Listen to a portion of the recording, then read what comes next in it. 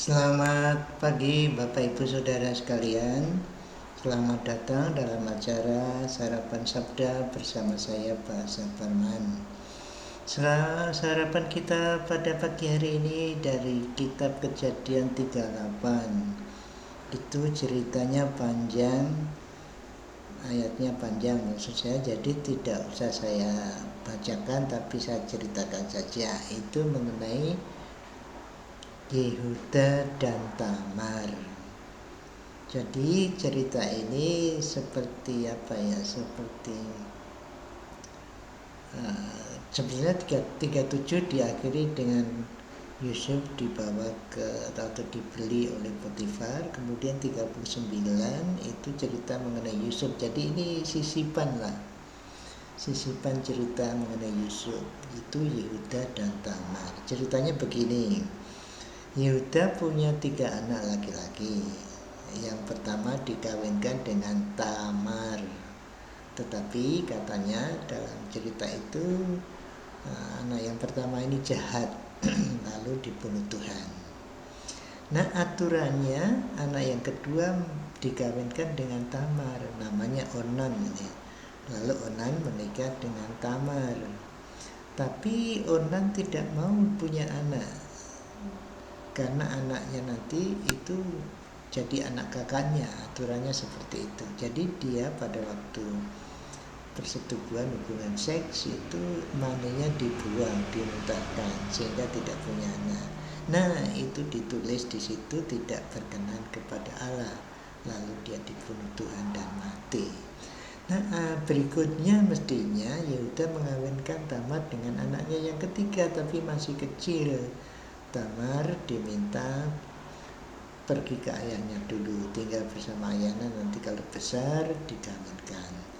Tetapi sebenarnya Yehuda takut karena 2 anaknya mati nikah dengan Tamar, jadi takut yang ketiga mati, makanya tidak dinikahkan. Nah, suatu hari Yehuda itu pergi ke suatu tempat di daerah di mana dia dombanya di sana memotong bulu domba.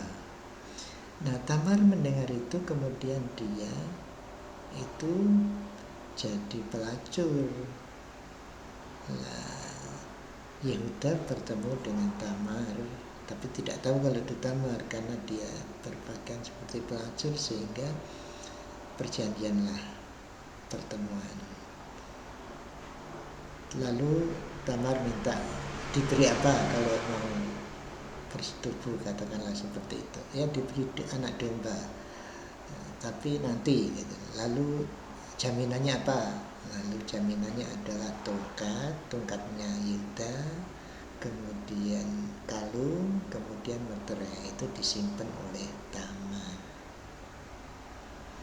Terjadilah sesuatu dan Yehuda menepati janjinya memberikan domba kepada pelacur itu. Tapi Yehuda menyuruh temannya itu mengirimkan hadiah untuk pelacur itu. Tapi di daerah itu memang tidak ada pelacur. Jadi itu dulu kan Tamar yang jadi pelacur. Nah, 3 bulan kemudian cerita terdengar bahwa Tamar, janda daripada anaknya Yehuda atau menantu Yehuda itu bersundal atau jadi pelacur dan mengandung. Makanya Yehuda marah, itu harus dibakar hidup-hidup. Lalu dipanggillah siapa itu? Tamar. Lalu Tamar mengatakan, ini loh yang menghamili saya adalah orang yang mempunyai ini, tongkat, kalung, dan meterai. Itu punya Yehuda. Lalu Yehuda memang mengakuinya. Bagus, Yehuda sadar.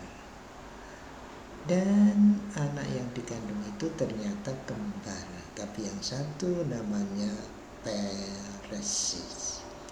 Ini catatan yang penting, ini namanya Peres. Dan kalau ditelusuri, Peres itu adalah salah satu nenek moyang dari Yesus. Rupanya kitab Kejadian sudah membuat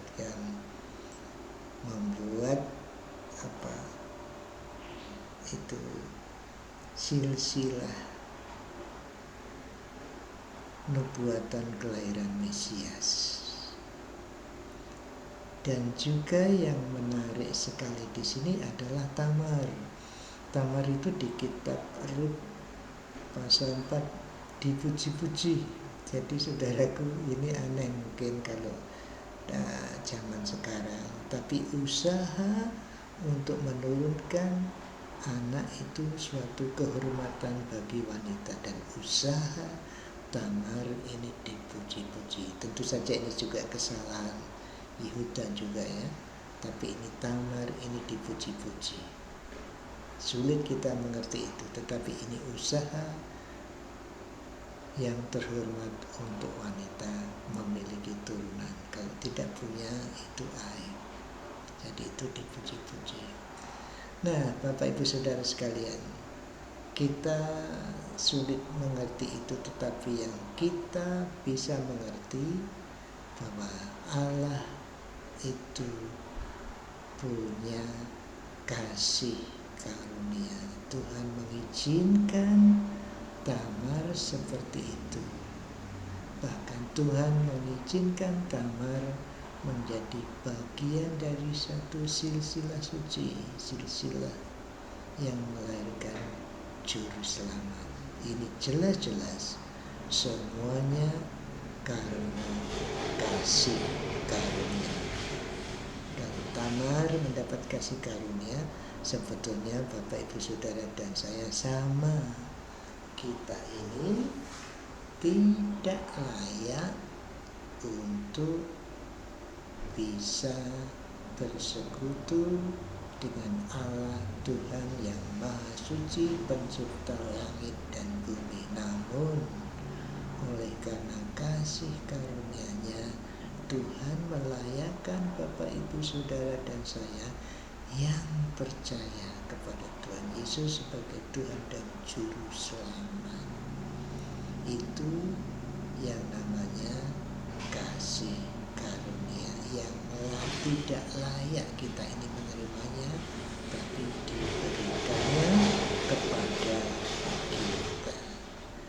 Mari kita bersyukur atas hidup kita ini, karena semuanya adalah karena kasih karunia.